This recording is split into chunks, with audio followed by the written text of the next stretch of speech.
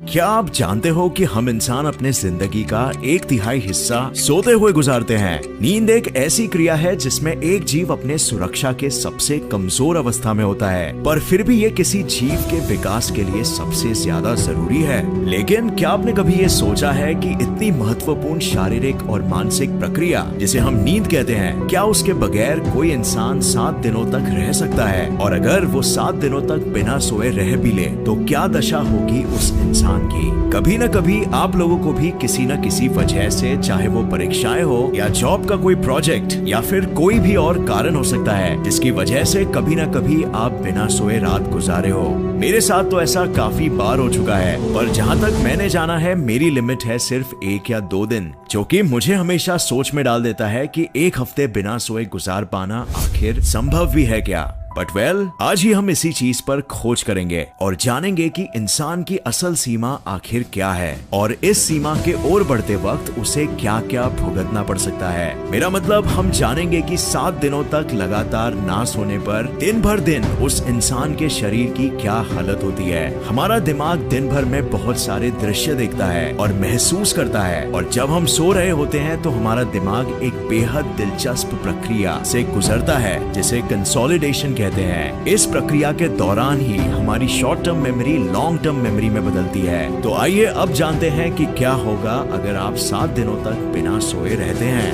Day number 1। पहले दिन सब कुछ अच्छा लगता है। नींद ना मिलने का 1 या 2 अल्कोहल के पैग लगाने जैसा असर होता है। आपको ये जानकर हैरानी होगी कि अगर आप एक दिन भी बिना सोए रहते हैं तो आप खुद को बहुत खुश महसूस करोगे। आप छोटी सी छोटी बात पे बेवजह हंसने लगोगे। ऐसा दरअसल आपके दिमाग में बढ़े हुए डोपामीन लेवल की वजह से होता है, और आश्चर्य से जिसका कारण है नींद की कमी।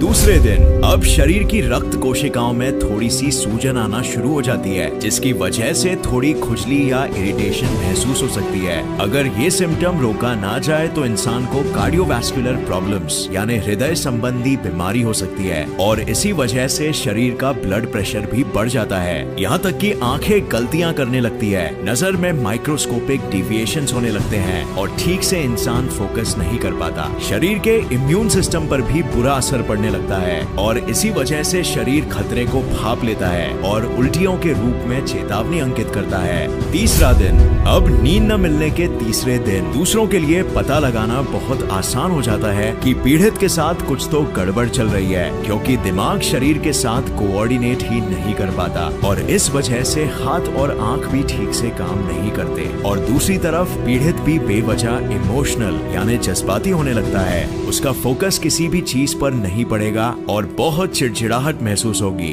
कोई भी निर्णय लेने में अधिक परेशानी होगी। साथ ही साथ इस स्टेज पर आंखें सूजने भी लगती है और शरीर में बेहद तेज दर्द होने लगता है। अब शरीर की सहन शक्ति इतनी कम हो गई है कि एक छोटे से छोटा वायरस भी घातक साबित हो सकता है। इस समय लगी हुई चोट को भी ठीक होने में बहुत समय लग जाता है, क्योंकि हीलिंग की प्रक्रिया भी स्लो हो जाती है। चौथा दिन। अब फ्रेंड्स, चौथे दिन कुछ अजीब सी चीजें होने लगती है। इंसान हेल्यूसिनेशन की कंडीशन में पहुंच जाता है। शरीर नींद की कमी को पूरा करने के लिए माइक्रो स्लीप लेने लगता है। माइक्रो स्लीप शरीर की वो अवस्था होती है जिसमें इंसान की आंखें तो खुली रहती है, पर दिमाग कुछ पलों के लिए ही सो जाता है और इंसान को पता भी नहीं चलता। मेरे ओपिनियन में एक न एक बार आप सबके साथ ऐसा हुआ ही होगा। याद आया, पढ़ाई के वक्त जो इंसान माइक्रो स्लीप्स का अनुभव कर रहा होता है उसे ये पता नहीं होता कि उसके साथ ऐसा हो रहा है। इस कंडीशन में इंसान की सोने की इच्छा खाने की इच्छा से भी ज्यादा प्रबल हो जाती है। इंसान भले ही खुद सोना ना भी चाहे, पर फिर भी दिमाग खुद को सोने के लिए राजी कर ही लेता है। इंसान नींद के लिए एक तरह से तड़पने लगता है।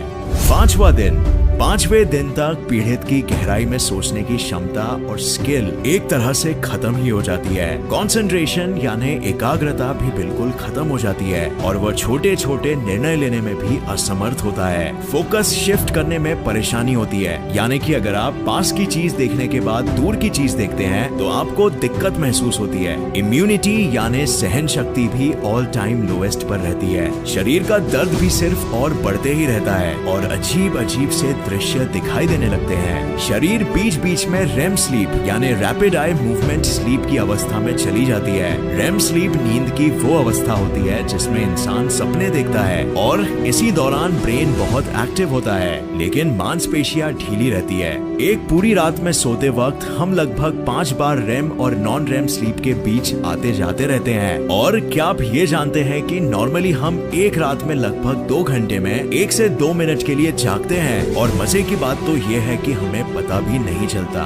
लेकिन कभी कभी इतना जरूर याद रहता है कि हमें घबराहट हो रही थी या फिर बाहर शोर शराबा हो रहा था।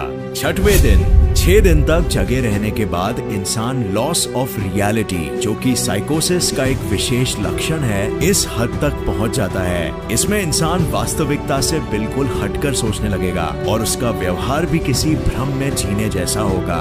ये अवस्था ऐसी होती है जिसमें इंसान पूरी तरह से हेलुसिनेट यानी भ्रम में जीने लगता है। 7वें दिन तक पहुंचते पहुंचते लॉन्ग टर्म मेमोरी को काम करने में दिक्कत होने लगती है और यहाँ तक कि बॉडी में सेल्स बनने की प्रक्रिया भी धीरे धीरे कम होने लगती है। और इसीलिए जिन्हें इंसोम्निया यानी ना सोने की बीमारी होती है, जैसे आपने दी मशीनिस्ट मूवी में देखा होगा, वो शरीर से एबनॉर्मली बहुत दुबले हो जाते हैं, इतने कि अगर ऐसा ही चलता रहे तो सारी हड्डियां दिखने लगे। और इसके साथ साथ पहले बताए गए सभी सिम्टम्स पहाड़ की चोटी पर होते हैं। अब आपको तो पता चल गया होगा कि अगर एक इंसान 7 दिन तक ना सोए तो आखिर होगा क्या।